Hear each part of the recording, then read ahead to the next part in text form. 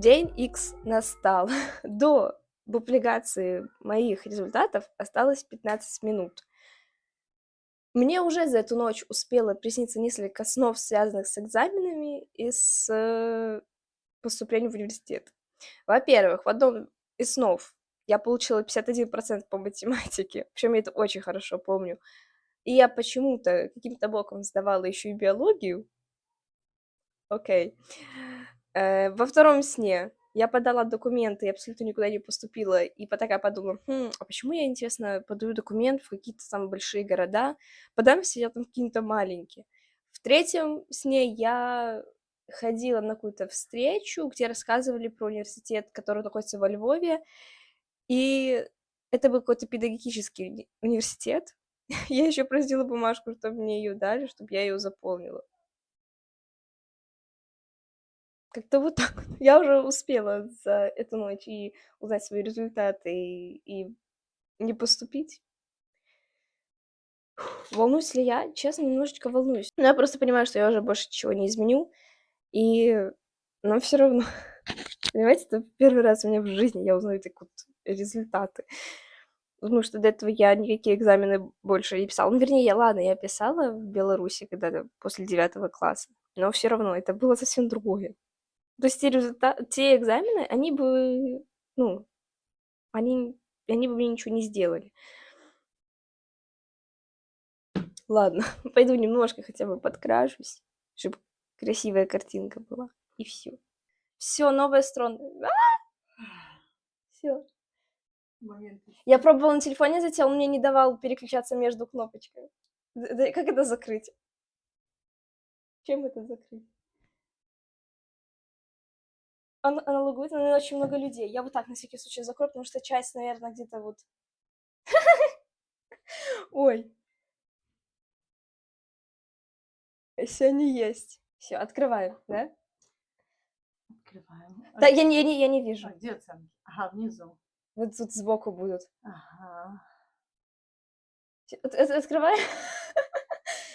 Открываем. Так, ангельский. О боже. Вау! Что-то... О, Подожди. вау! А не устный 70, 81. 87. Это устный. Нет, 87. У меня до этого было на пробном Не надо нам 79. пробный, подожди. Так, английский, писемный, 80. подставовый 87. Это очень... Я же говорю, у меня на пробном... Идеально. Ты это видишь? Вижу, расширенно 62. Я когда решала дома, у меня было по 40%. Ангельский устный. А что такое ангельский устный? Ну, 70. Это что такое устный? Ну, это... то, что я ходила, помнишь, плакала, что я плохо сделала. Язык польский, подставовый, 78. Неплохо. Польский устный. 93. У меня было Супер. 28. Математика, писемный, пользователь. Ага. Хорошо. Я думала, 88%. ну это тоже хорошо. Очень хорошо. Давайте ниже. Ух, польский 51. 51. Российский 90. Ага. А нет, да, это писемный 90. Не, ну все равно, я вот как раз таки 90 плюс думала. Не, ну это неплохо. Очень хорошо.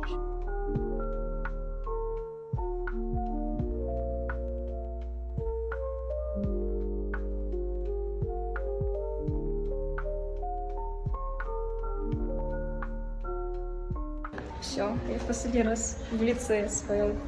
Короче, мне девушка, которая в секретариате сидела, сказала, что у меня очень красиво выглядит свидетельство, что очень хорошие результаты. Потом также я встретила вице-президент, тоже сказала вообще шикарные результаты. Мне почему-то только 2 выдали, я не знаю, тут оригинал и копия или 2 оригинала?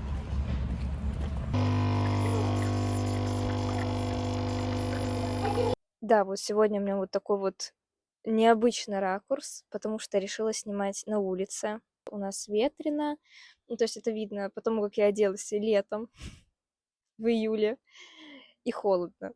Но из приятного у меня макияж намакияжился, у меня есть теплый кофе, супер вкусный теплый кофе, и, в принципе, у меня все прекрасно. Да. Прежде чем я расскажу о том, куда я подалась, куда я хотела там подаваться изначально, там какие у меня шансы, я вам расскажу, какие у меня были изначальные ожидания насчет экзаменов. Небольшой такой спойлер. Во всем, кроме английского Да, да, кроме профильного английского у меня все выше среднего. Даже по профильному польскому, чему я прям в шоках, потому что у меня были максимально заниженные ожидания к нему, потому что считается очень сложным экзаменом. И давайте начнем с математики базы. У меня было ожидание 80 плюс процентов, и, как вы знаете, я получила 88, хотя, честно говоря, я даже надеялась, что, может быть, будет 90, потому что я решила абсолютно все задания. До этого у меня тоже на пробной в школе, грубо говоря, на контрольной работе у меня выходило даже 95%, да, а в Польше средний балл в процентах вышел 61%, то есть это очень даже выше среднего, да. Даже польский база, я тоже недалеко ушла от своего ожидания, у меня ожидание было 70%, вышло 78%. Да, математика 88, польский база 78. И я тоже далеко ушла от среднего по Польше, который вышел в 59%. Честно говоря, я очень была в шоках, потому что на самом деле не такой уж и сложный экзамен. И, в принципе, ну, сдать возможно. И, не знаю, может, в каких-то лицеях прям все очень плохо с преподаванием, но, как по мне, был очень легкий экзамен. Да. Польский профиль. Вот тут прям я была в шоке, потому что это очень сложный экзамен. У нас средний балл в процентах за прошлый год был вроде бы в нашем лицее 11%. Нас им пугали, потому что там все надо делать вообще по-другому. Вообще этот экзамен состоит из одного сочинения. И это вот сочинение, оно очень отличается от сочинения в базе. Тем, что там абсолютно другие вещи надо рассказывать, использовать больше терминологии, научного такого польского языка. Но у меня было ожидание 50, как вы знаете, я получила 51. То есть, понимаете, я поставила 50, хотя изначально я думала, ну, может, 60 ожиданий, но потом, честно говоря, как я увидела средние баллы, и даже средние баллы в, грубо говоря, в премиум лицее, который находится напротив нашего лицея. То есть, что лицей в Польше, это равно старшая школа, окей? И там был средний балл за прошлый год 64%. И то есть я понимала, что я ну, явно не выйду в плюс 64, поэтому я себе просто написала 50 плюс, но у меня вышел 51. И это даже выше среднего, чем по всей Польше, который вышел в 46%. Я в шоке. Да, еще польский устный, но у меня очень хорошо вышел. У меня получилось 93%. Хотя очень сильно волновалась. У меня в тот день вышел казус. Не хочу о нем рассказывать, но вышел казус, я была прям очень нервная. Какой средний по Польше, я не знаю, я не нашла. Да. Хотя вот у нас в среднем в классе, я заметила, получали 22 балла из 30, у меня было 28 из 30. То есть я очень быстро помню, что там рассказала. То есть я даже не брала свое резервное время, то, что я жила за границей долгое время, мне дали резервное время плюс 30 минут, либо же 15, я не помню. В итоге я все очень быстро сделала, набросала себе, рассказала, и все вышло просто идеальным, ответила на дополнительные вопросы, тоже идеально. Короче, все супер вышло. Английский база. У меня было ожидание 80 плюс. Как вы знаете, я получила 87%. По Польше средний 78. То есть даже тут у меня вышло выше среднего, хотя в Польше английский, он очень сильный. Все очень хорошо знают английский. И, честно, я себя очень плохо ощущала рядом со своими одноклассниками, потому что большинство очень реально хорошо знали английский язык. Итак, английский профильный, тут у меня были ожидания хотя бы 50 плюс, потому что когда я дома решала пробники полностью от нуля до сочинения, то есть от аудио, от слушания до выполнения заданий, до написания сочинения у меня выходило всегда 40%. Тут у меня вышло целых 62, честно. Я вот когда увидела, вот вы, наверное, видели по моей реакции, я была в шоках. Но тут у меня уже вышло немножечко ниже среднего, чем в Польше. В Польше 64. То есть, грубо говоря, у меня вышла реально средняя оценка, как по Польше. И это очень приятно. Английский устный, у меня вообще там все ужасно пошло. Я пыкала-мыкала, вопросы были максимально странными. Если кто-то смотрел мой влог с периода самой сдачи экзаменов, то они видели. Я прям рыдала. Я там немножко рассказывала, какие именно вопросы, почему они странные были, туповатые. Но тут у меня вышло 70%. Я просто была в шоке. То есть у меня вышел 21 балл из 30. У моей одноклассницы, у двух даже, было 22 из 30. То есть, опять же, среднее. По крайней мере, по моему классу у меня вышло среднее 70%. Я была в шоке, потому что, мне кажется, я там вообще ничего не сказала. Далее, ну, русский двуязыковой я хотела хотя бы 90 плюс. Если что, двуязыковой, он отличается от профильного тем, что там уровень C1 и C2 идет. То есть он, ну, двуязыковый — это самый сложный экзамен, считается. И я 90 и получила. Да, у меня там были ошибки в открытых заданиях, вроде бы я просматривала. И по сочинению у меня там немножечко, буквально чуть-чуть сняли, скорее всего, за ошибки, либо же за то, что я не успела сочинение дописать. С черновика на чистовик. И русский двуязыковый устный 100%. В принципе, как все сдали те люди, которые сдавали вместе со мной, у всех было 100%. То есть очень классно прошел этот устный экзамен. Честно, я бы еще туда вернулась. Классно поболтали, поссорились. Все было супер. И сейчас мы перейдем к специальностям, на которые я подалась, либо не подалась. Да, и немножко о них расскажу. Изначально у меня было 7 специальностей, но подалась я только на 4 из них. Я думаю, нет смысла рассказывать на те, которые я не подалась. Они либо такие же, которые у меня уже есть в списке, я просто поняла, что нет смысла на них подавать, либо же просто слишком высокий балл, и нет смысла тратить деньги на заявку. Просто я не знаю, как в других странах, но, например, в Польше надо оплатить 85 злотых за каждую заявку, чтобы ее рассмотрели. Если не заплатишь, ее не рассмотрят. Давайте начнем, наверное, с того, что мне больше всего нравится. Это, конечно, корейская филология, которая находится в Познане. У меня есть уже влог, как я туда ездила. Если вам интересно, посмотрите. Да, и, честно говоря, я не могу даже примерно сказать, поступлю я туда или не поступлю, потому что у меня разница со средним баллом 10 из 100.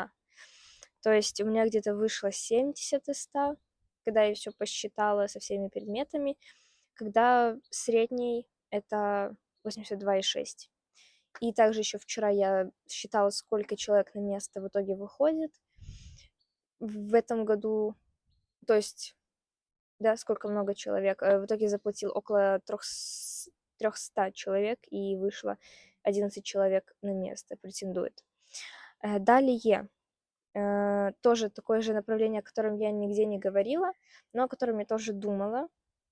И думала подавать на него в Познанском университете, но просто поняла, что в Познань ехать, переезжать ради этого направления нет смысла, но я его нашла в Варшавском университете, и причем именно до кампуса, именно вот до здания, где находится данная специальность, мне ехать всего лишь 46 минут. То есть это 15 минут до остановки, 15 минут на автобусе, еще 15 минут остановки до самого здания.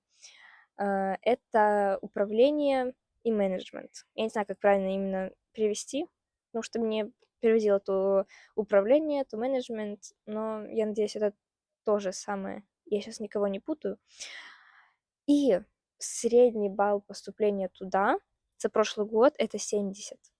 У меня вышло 68,5, то есть 1,5 всего лишь разница. И я думаю, у меня есть шансы, и мне очень нравится это направление. И вот я кое-что о нем узнала уже после того, как мы подались. Причем это даже сначала узнала моя мама на том сайте, который я уже читала. Но эту информацию я как-то пропустила. А именно то, что с данного направления я буду могла поехать в Сеул, в один из 2 университетов Сеула, вроде бы Сеула, и там обучаться год. Со 2-го года обучения здесь я могу на год поехать туда. И плюс к этому всему получить двойной диплом, то есть один диплом это от моего университета, и второй диплом, допустим, от корейского университета. И я просто такая была, ну, это судьба. Девочки, это судьба. Я, честно, не знала, что можно будет поехать в Корею по обмену на данном направлении. То есть это мне мама рассказала. Я когда узнала, я такая: вау! Ну, то есть, ну, это не зря я подалась. И туда выходит всего лишь, ну, как сказать, всего лишь. Ну, на самом деле, по сравнению с некоторыми специальностями, это реально всего лишь 8,4 человека на место. Далее, на что я подалась, это прикладная лингвистика, тоже в Варшавском университете. И там я выбрала английский с японским от самого начала. Потому что японский был единственным азиатским языком, который там был. Не скажу, что я прям фанатка Японии и там истории Японии, например. Но сам японский язык мне нравится. Он мне нравится по звучанию, как он выглядит.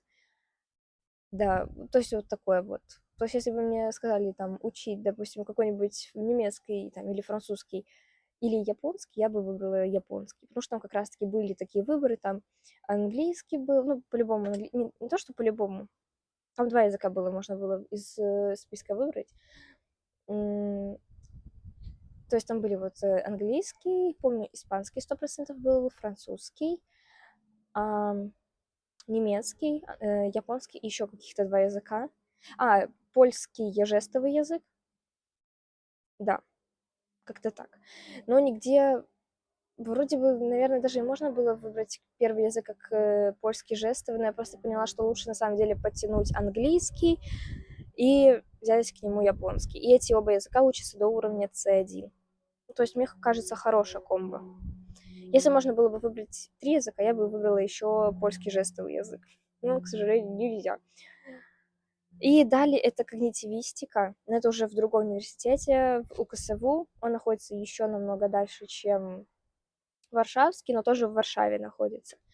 Когнитивистика, если что, это изучение мыслительных процессов человека, мозга человека. Такая же специальность есть и в Варшавском университете, но просто поняла, что нет смысла подаваться на полностью две одинаковые специальности. Но отличие в том, что в Варшавском университете данная специальность изучается больше со стороны психологии, то есть там больше психологических занятий. Тем временем, как в УКСВУ, больше философии. Но там все равно есть и нейробиология, и другие разные лекции, просто я не вспомню сейчас. Но они очень интересно звучат. И далее после этого, вроде с 4 семестра, либо же 5, я не помню, можно выбрать, либо ты идешь больше в преподавание, то есть там изучать, как правильно все это преподавать, преподносить, составление планов обучения. Далее дизайн. Я так поняла, это больше изучение, как человек воспринимает информацию в плане дизайна, допустим, сайты, как правильно делать, чтобы лучше воспринимались человеком. И третья специальность — это искусственный интеллект. Как-то так вот. Да, я, то есть, подалась только на эти 4 специальности. Ну, и шансы есть у меня на 3 из 4. На корейский язык у меня прям очень низкие шансы. А на управление, вот прикладную лингвистику и когнитивистику у меня шансы имеются. Особенно на прикладную лингвистику и когнитивистику вообще шансы, я бы даже сказала, 100%. Да, как-то вот так вот. Надеюсь, я все понятно объяснила. Если какие-то вопросики будут или что-то непонятно, можете спокойно задавать, я отвечу в комментариях, потому что, возможно, что-то могло бы вылететь из головы. Пока что на сегодня все. Я думаю, уже на этом видео закончится. А результаты того, куда я поступила, либо не поступила, будут уже потом, потому что результаты придут 18 числа из одного университета и каких-то 2 уже 22. То есть ждать долго. А сегодня уже 10. Как-то вот так вот вышло. Спасибо, что посмотрели это видео. Всем пока.